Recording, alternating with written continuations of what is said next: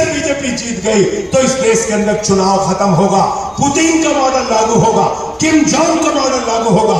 ये चुनाव भारत के संविधान को बचाने का चुनाव है। ये चुनाव बाबा साहब डॉक्टर भीमराव अंबेडकर के संविधान को बचाने का चुनाव है। ये चुनाव मोदी को ये बताने का चुनाव है कि ये देश बाबा साहब के संविधान से चलेगा, नरेंद्र मोदी के फरमान से नहीं चलेगा। कभी हिंदू मुसलमान करते हैं, कभी हिंदू सिख करते हैं, कभी हिंदू ईसाई करते हैं, और जब तीनों का झगड़ा समाप्त कर लेते हैं तो हिंदू को हिंदू से झगड़ा कराते हैं, जाट को गैर जाट से झगड़ा कराते हैं, मराठा को गैर मराठा से झगड़ा कराते हैं। तो इसलिए मैंने भारतीय जनता पार्टी का नाम बदल के भारतीय झगड़ा पार्टी कर दिया। अपने गली मोहल्ले में भी बुला लोगे तो परिवार के बीच में भी झगड़ा करा दें। और नरेंद्र मोदी जी, मुझे अफसोस है, पीड़ा है इस बात की कि 10 साल आप इस देश के प्रधानमंत्री रहे, रोजगार कितना दिया ये नहीं बताते, महंगाई कितनी कम की नहीं बताते, काला धन कितना लाया नहीं बताते, 15 लाख क्यों नहीं दिया नहीं बताते, पक्का मकान क्यों नहीं दिया नहीं बताते, रुपया कमजोर क्यों हुआ नहीं बताते। आप 10 साल देश के प्रधानमंत्री रहने के बाद मां से मोदी, मां से मुसलमान, मां से मुगल, मां से मदरसा, मां से मंगलसूत्र, और अब आपने सारी हदें पार कर दी, मां से मुजरा कह रहे हैं। मैं तो मोदी जी, मैं तो आप लोगों से हाथ जोड़ के कहना चाहता हूं, मोदी जी की सभा में गलती से ना जाना, नहीं तो मां से मां की गाली दे देंगे, दे सकते हो, उनसे सावधान रहना। अब खाली मां की गाली बकना रह गया। देश के प्रधानमंत्री ऐसी भाषा का इस्तेमाल कर रहे। आपने बिहार की महिलाओं का अपमान किया। क्या कह रहे हैं प्रधानमंत्री जी? कह रहे हैं लालटेन लेकर मुजरा करने वाली जमात। मैं प्रधानमंत्री जी आपसे कहना चाहता हूं, बिहार की महिलाओं का आपने अपमान किया है। आरजेडी की जो महिला कार्यकर्ता लालटेन लेके चलती हैं, वो हमारे लिए सम्मान और गर्व का विषय है।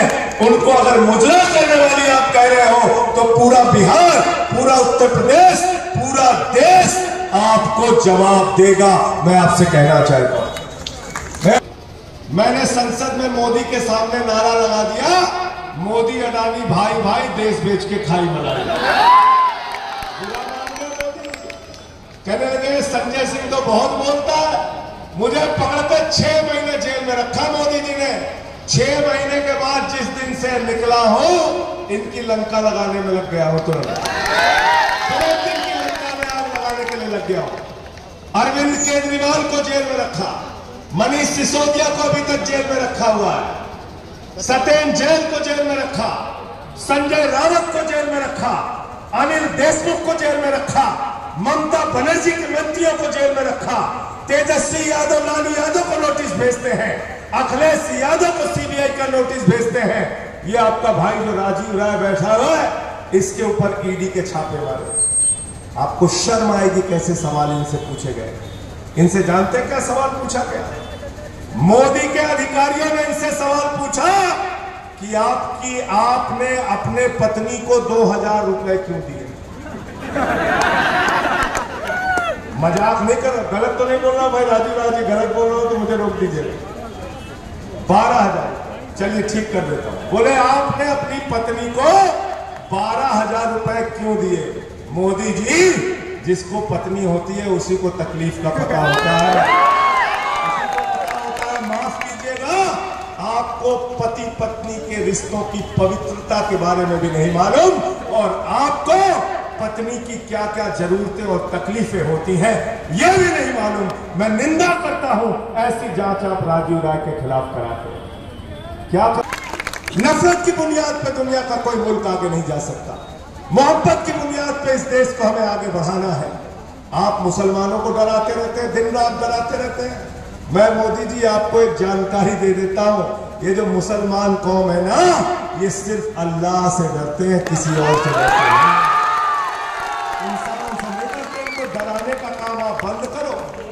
आप आप डराने का काम बंद करो इनको और इनको इस देश का नागरिक समझो, इनको सम्मान दो। गए दिल्ली में कहने लगे 45 पार 45 पार 45 पार आई 8 सीट।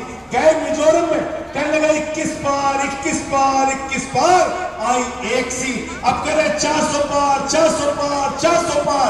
जनता करे तड़ी पार तड़ी पार तड़ी पार करना है कि नहीं करना है बताओ, हाथ उठा के बताओ पीछे है। और गाते गाते लोग चिल्लाने लगे हैं, कैसे कैसे मंजर अभी आने लगे हैं। गाते गाते लोग चिल्लाने लगे हैं, बदल डालो अब इस तालाब के पानी को, कमल के फूल तो मुरझाने लगे हैं, कमल के